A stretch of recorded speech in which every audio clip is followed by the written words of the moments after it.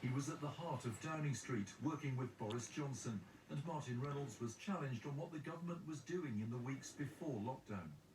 Did you have plans to deal with the crisis which had broken upon the United Kingdom government? I mean, as I say, there is a standard set of protocols which are actually Cabinet Office protocols for dealing with crisis.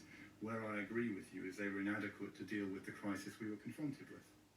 Quotes from a diary kept by the Chief Scientific Advisor, Sir Patrick Vallance, were read to the inquiry, including a damning judgment on Boris Johnson. We have a weak and indecisive Prime Minister.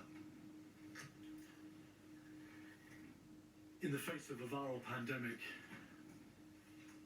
if those views are right, that was a deeply unfortunate position to be in, was it not? Yes.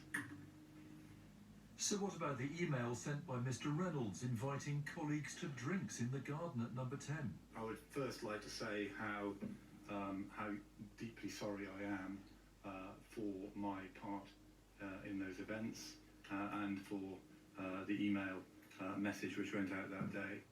Later, another former Downing Street aide, Imran Shafi, was asked about a note he'd taken of a meeting between Mr. Johnson and the Chancellor Rishi Sunak just before lockdown. Destroy the economy for people who will die anyway soon. Mr. Shafi, who said those words? I can't say for sure. I think it was the former Prime Minister. Later this week, the inquiry will hear from Lord Stevens, who ran NHS England through much of the pandemic.